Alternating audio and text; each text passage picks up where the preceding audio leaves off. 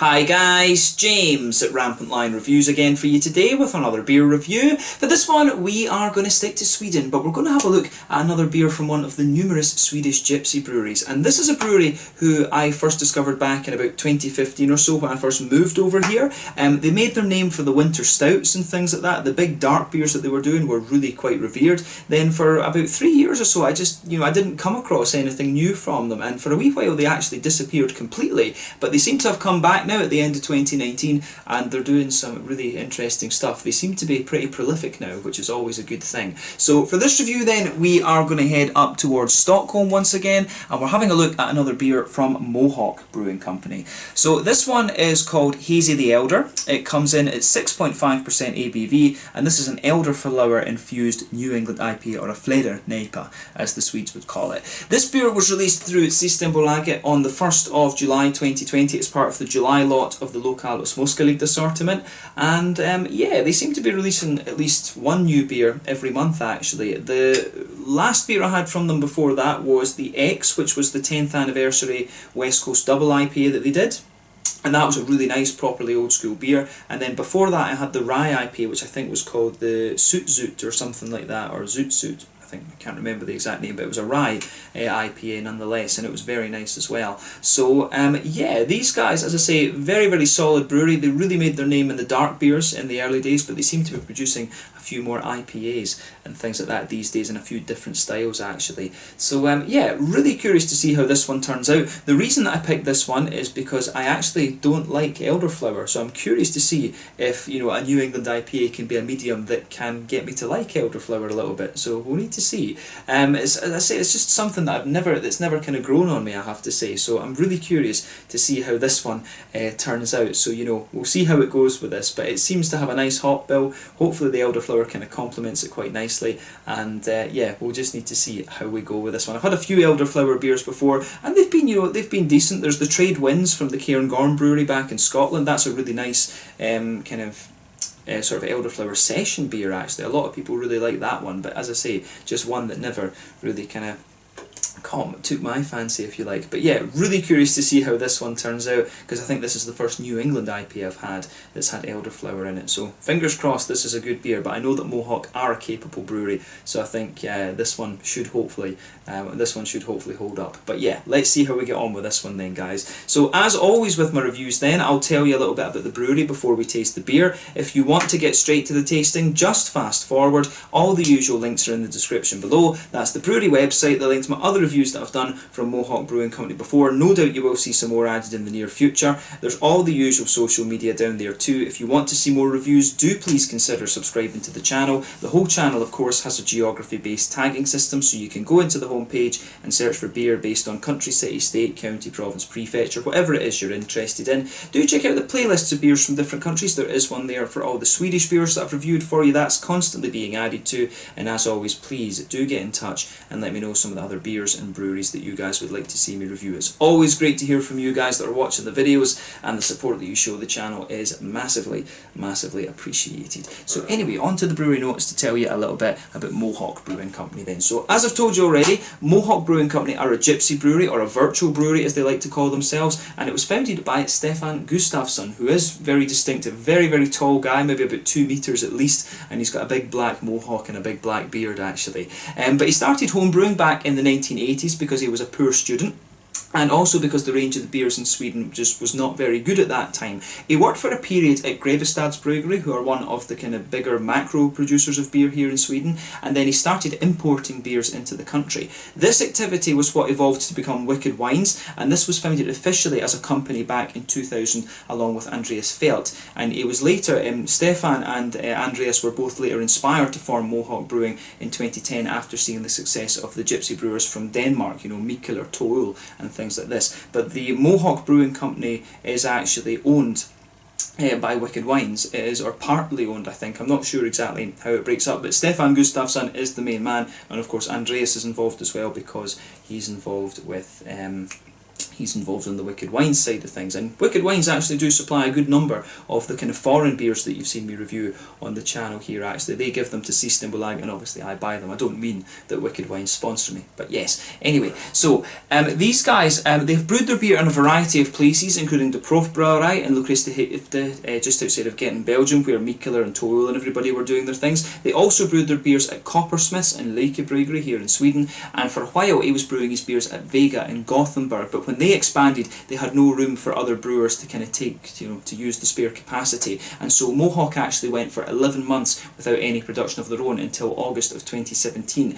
and this was when they started brewing their beers once again at Spike Brewery. So in 2018 they managed to brew around 30,000 litres of beer, and over the course of 2019 they were planning to hit 60,000 litres of beer per year. I'm not sure if they actually did hit that target, but as of July 2020, when I'm filming this review for you, these guys have produced 170 different types of beer. I'm not sure how many of those have come since the sort of restart of the company, if you like, after August 2017. But yeah, as I say, these guys, usually they release at least one beer through the Lokalis Moskalid every month, and it's different styles. They seem to be going through a phase where they're trying lots of different styles instead of playing around with the one style. They used to, as I say, they would have quite a few IPAs back in the day. Back in 2015, 2016 there was a few IPAs, but they had a lot of imperial stouts, the Whiteout, the Blizzard, these kind of things. This brewery really made its name for the big winter stouts. Actually, I reviewed quite a few of those for you back in the day actually. So yeah, Mohawk Brewing Company is one that I really do quite like actually. I do need to see about reviewing a couple more of the winter stouts this winter when they come out actually. But yeah, a really nice brewery this one. As I say, 170 different beers in the space of about 10 years. That's pretty good actually, you know, a good couple of beers being released every year on average. So yeah, let's leave it at that for the history section of the video. If you want to find out a little bit more, you can check out the brewery website. You can follow them on Facebook and Instagram to keep up to date with all the latest goings on, and of course you can check out the Rate Beer, Untappd and Beer Advocate pages as well to learn more about all the different things that they've done. So yeah, let's get on and actually have a taste of this beer then. So just to tell you the stats of this beer, this one is a 6.5% New England IPA. It's hopped with Amarillo, Cascade, Centennial, Citra, Columbus and Simcoe, and it's got a malt base of pale malts, oats and wheat, and then they've also added some lemon and elderflower into the brew, so it should be quite interesting. So yeah, let's have a taste of this one then and see how we get on. So yeah, I had to kind of mount the can up here a little bit because it's a shiny can and these annoy the camera. You just, you know, can't see anything because the light reflects off it. But yeah, this one, as you can see, it is the typical artwork that you'd normally expect of Mohawk Brewing Company. It's just got a little bit more of a kind of graphic. You can see the elderflower and stuff just chilling in the background there. But it does have a little bit of Swedish on the side here, and here is the Mohawk Brewing Company symbol there. This is what you usually find on their bottle caps and things like this, although mainly they're brewing in cans these days because they are doing everything at Spike Brewery. But yeah, it says on the side here, what do you get if you take your favourite double IPA from California and make it into a New England IPA and add flavours of, or smacksetter, like infusions, flavours of elderflower? We think that it would be good, and we decided to give it a try. This here is the result. A New England IPA with classic West Coast hop sorts of Amarillo, Cascade, Centennial, Citra, Columbus and Simcoe, pale malts to work together with wheat and oats, and it's got a taste, you know, it's got complemented smacksat with elderflower and citron and lemon. So yeah, nicely done. Getting quite fast at translating these things, I have to say. My Swedish is pretty damn good these days, I have to say.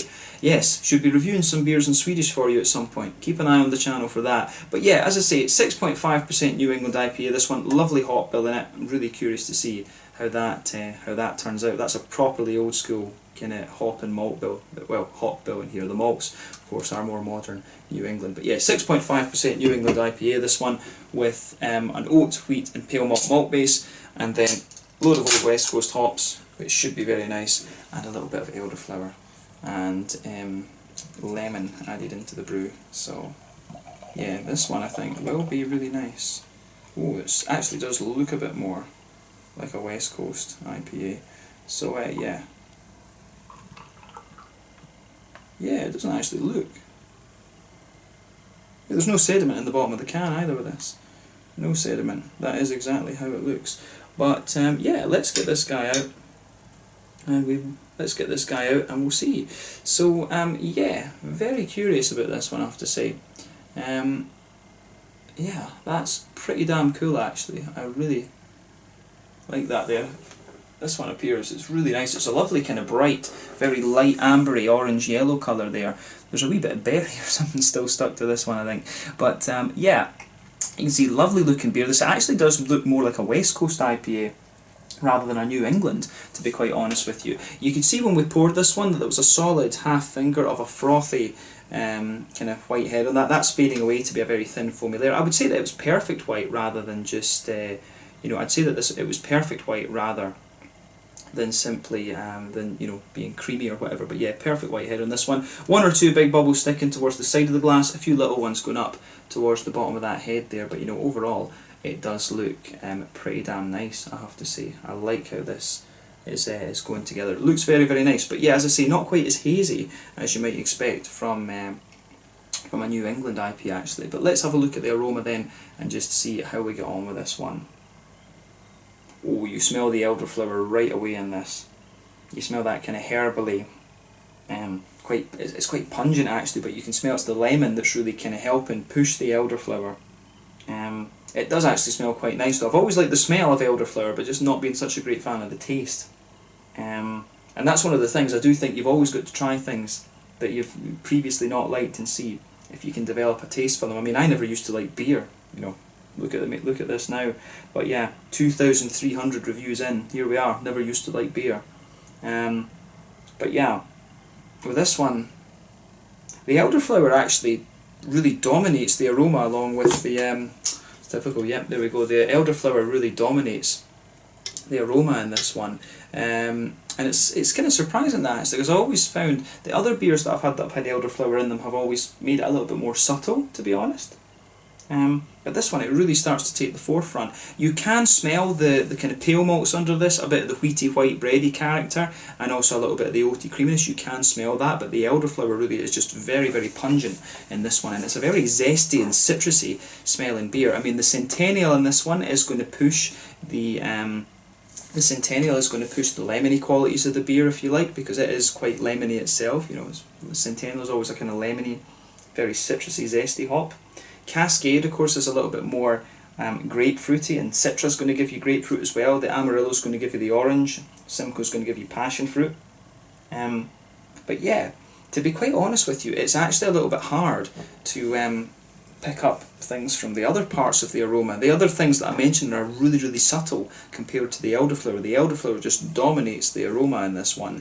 So you really have, with this, on the green side of the hops, it actually just comes across as being quite grassy, but all the hops that are in this are fairly high alpha acid. I mean, the lowest one would be Cascade, which is about 8% alpha acid. The other ones, you know, Amarillo is like 12, Simcoe I think is about 11 or 12 as well, Citra is about 14, Centennial I think is about 13 or 14 as well. All the hops that are in this one are, you know, are pretty, you know, pretty pungent in that. The Chinook, sorry, not the Chinook, the Columbus that's in this is usually quite spicy and floral, but you don't really get, you know, you get a little bit of a kind of floral spicy note out of this one, but nowhere near as much as you would normally expect from a beer that contains Columbus. Columbus is usually a big beast of a thing, but in this one it's definitely a bit more kind of subtle rather than anything else. But yeah, I do like how the aroma goes together in this one, but just be aware the elderflower really does the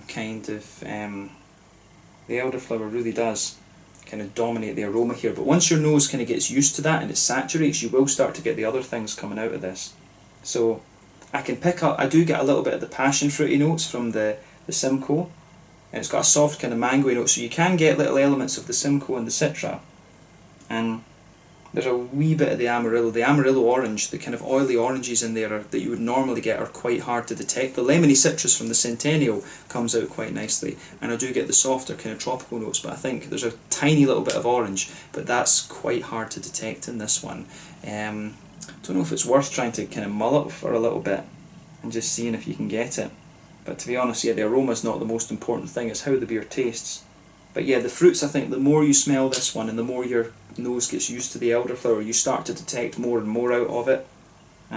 and it does, the fruitiness does start to smell a little bit more oily, and I think that's when you start to get a few little orangey characters out of it, and some of that softer tropical fruit. So yeah, take a bit of time to mull over the aroma, but as I say, the elderflower is really pungent, and it's probably going to saturate a lot of your kind of smell receptors, if you like. So yeah, just be aware of that. But yeah, let's have a taste of this one then and see how we got on. This one is called Hazy the Elder, a Flader New England IPA, an elderflower New England IPA. It's 6.5% ABV from Mohawk Brewing Company, based in Täby at Wicked Wines, just to the north of Stockholm, but brewed at Spike Brewery in Gothenburg over on the west coast. Let's get stuck into this one. Sláinte, skål.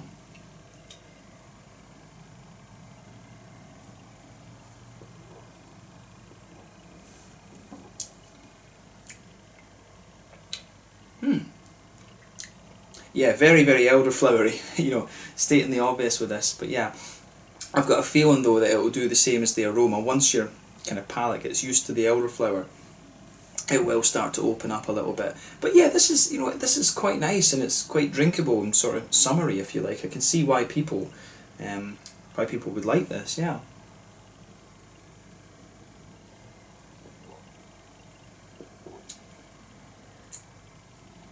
Yeah.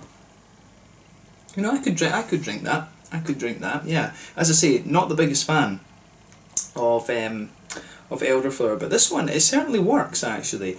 I find it's quite a hard elderflower. I think it's quite a hard flavour to describe. I mean, I would describe it as having that sort of almost fresh, kind of zesty type quality that you get from you know, like mint or something like that. It's almost it's not a million miles away from mint, if you like. So yeah, it's interesting that it's almost like your beer just has a little bit of that kind of fresh, that really kind of almost minty fresh kind of quality, and then you've got everything else coming out of it. So it's definitely a beer that will make you think, this one. It's fair to say that, no doubt in my mind about that.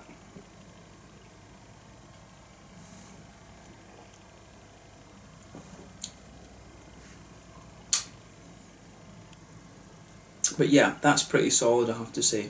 I do like how this one goes together.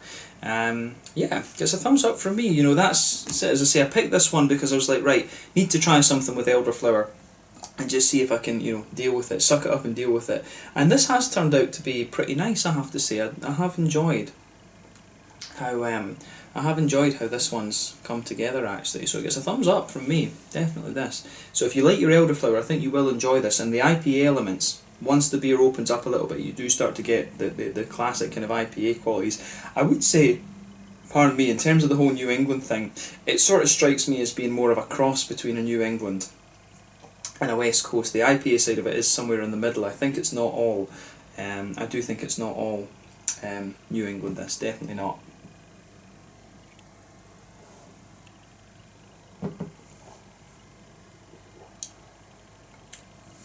But yeah, I like how this, I do like how this all goes together. In terms of the flavours then, let's try and break this down. Straight away with this beer, you feel that kind of pale malty quality just blanketing the middle of your tongue. That is forming at the backbone of the beer, both on the middle third of your palate and the back third of your palate. You can feel that nice, kind of elderflower quality. That just infuses throughout the whole, the whole beer there, and that lingers there in that backbone as well.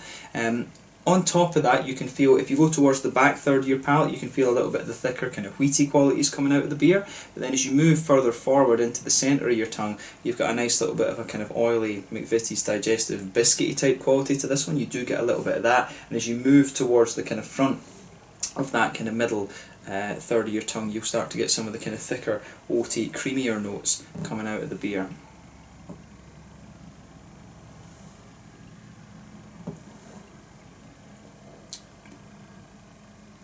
Yeah, I do like how that how that goes together. In terms of the kind of the way everything else is coming out. I mean, this one, the elderflower really does linger there. It's an elderflower New England IPA. You're going to expect that it really does linger there, but it does give the beer just a sort of zesty kind of almost fresh kind of quality, if you like, that sort of minty freshness kind of thing. It's a little bit like that. But yeah, I do like this. It's growing on me. It really does grow on me. So on the hoppy side of things then, let's kind of focus on that. In the back corners of the palate there is a tiny little bit of earthiness, but as you come further along the sides of the palate it really does feel quite herbal. Again, I think that's the influence of the elderflower. Then as you move further forward onto the front corners of your palate, there is a wee bit of a floral character there. You would expect that when there's Columbus in the mix. It usually gives you quite a big spicy floral note to it, but it doesn't feel quite as spicy, I have to say. But then round the front curve of the palate it's a little bit lighter and grassy, and I think it almost feels as if the hops in this one are suppressed a little bit, and I'm guessing that's probably because of the lemon that's been added into the lemon or lemon juice or whatever they've added into the brew here. Because what always happens when you add fruit into the brew, it suppresses a little bit of the IBU of the beer, it suppresses a little bit of the green side of the hops in my mind, and it makes the edge of your palate just feel a little bit more oily and wet in my mind, and that's what's really going on here. So it's like you've got the elderflower kind of sitting in the middle of the palate under the malts, and then you've got the kind of lemony juice or whatever kind of infused into the green side of the hops. That's the real kind of jigsaw of the beer, if you can say such a thing. But yeah, behind the front curve of your palate, that's where you get the nice oily bubble where the fruity esters start to come out from the hops. So let's focus on that bit a little bit.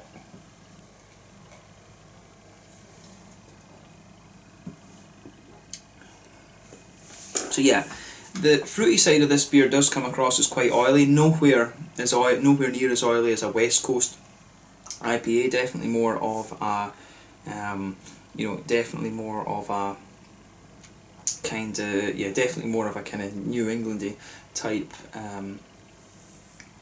fruitiness, if you like, more of a kind of juicy fruitiness. But as I say, there's quite a few characteristics of this beer that make you think West Coast rather than New England. So that's a point to make about this one.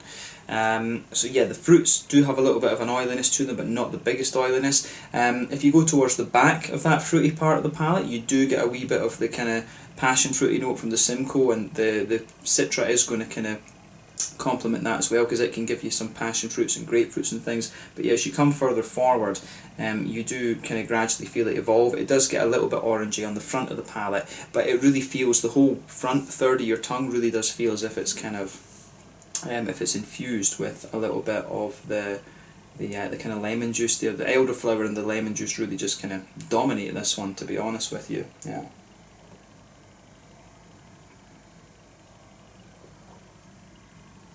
But yeah, it's a nice, as I say, this is quite a nice beer. The fruitiness, as I say, it does feel like it's lemon juice mixed with a couple of other sort of fruity flavours, if that makes sense. I mean, one of the things I would wonder about this would be, if you're using the elderflower and the lemon juice in this beer, do you really need to make the base beer so complicated?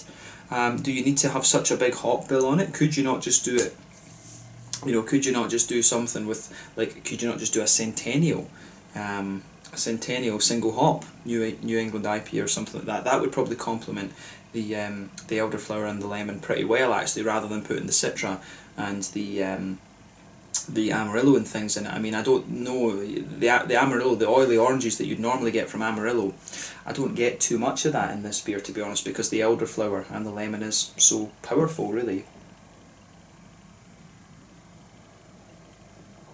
Yeah, I mean, it's as I say, on the front bit of the tongue you've got a little bit of it, but the typical notes you get from the Citra, the Simcoe, the Cascade as well, and the Centennial and the Amarillo, they're all kind of suppressed a little bit just because of how powerful the elderflower and the lemon is, to be honest with you. And yeah, I do think that it's a nice beer, don't get me wrong with that, and I'm nitpicking, I really am nitpicking when I say this, but I do wonder, does the base beer have to be so complicated when your elderflower is so powerful? I think it could work quite nicely, just do a Columbus and Centennial New England IPA. You don't have to bother putting the Citra and the Simcoe and Cascade and stuff in it. Just put the Centennial in. Put the Centennial in to give you a bit more of a big kind of lemony quality to it, and then Bob's your auntie, you've got quite a nice thing there. Or you could put Simcoe in it as well and make it a little bit more kind of soft and tropically, if you like. I do, the more that I go into the aftertaste, I start to get some of that softer passion fruity note there coming out of the beer on the front part of the tongue. But yeah, I would question the need for such a complex beer in terms of hops when you've got the elderflower involved, but as I say, that's me kind of nitpicking and probably overthinking what's going on in this beer. But it's an interesting one, this. It has made me think a little bit about what Elderflower can actually do in beers. So that's what you want. After 2,300 reviews, you do want beers that are going to make you think, and this one has done that. In terms of the mouthfeel then, this is another fairly mid-bodied beer. Yeah, carbonation is pretty smooth on this one. The mouthfeel overall leans a little bit towards the oily side of things. The more I drink of it, the more oily I think it gets. It does have a bit of a West Coasty kind of mouthfeel to it, to be honest. But yeah, so yeah, kind of an oily IPA this one, but not the most thick and oily one that you're going to come across. Smooth carbonation. In terms of hoppy bitterness and things, I think you're looking at about 20-ish IBUs, 25 IBUs. The Elderflower might give you a little bit of a more bitter impression, although it's more kind of herbal rather than anything else. But yeah, some nice oily fruity characters to the beer. The malt base is fairly smooth, a little bit of sweetness to it in the centre of the palate, a wee bit of that biscuity note like I talked about. But yeah, for me, really quite quirky beer, this one that's interesting to try to test the palate, and I have enjoyed reviewing this one for you, so I hope that you guys have enjoyed my take on this as well. So yeah, let's leave it at that. This one is the Hazy the Elder, an Elderflower New England IPA from Mohawk Brewing Company, based in Täby, just to the north of Stockholm, but brewing their beers at Spite Brewery in Gothenburg over on the west coast. So yeah, let's leave it at that. Thank you again for watching my beer reviews. Until the next time, please like, subscribe, share, all the usual YouTube stuff. Let me know your own thoughts on this beer in the comment section below. Let me know what your favourite beers are from Mohawk Brewing Company as well. Do give me some other Elderflower beer recommendations. I have enjoyed this one, even though Elderflower isn't one of my kind of favourite things, I should say, but it has been an interesting beer to review. So yeah, as I say, I hope you guys enjoyed my take on this one. Thank you again for watching. Check out all my social media and that, like I said, check out Mohawk Brewing Company, and I will catch you guys later. Slàinte, Scott. This one was the Hazy the Elder, 6.5% New England Elderflower IPA from Mohawk Brewing in Stockholm here in Sweden. Cheers.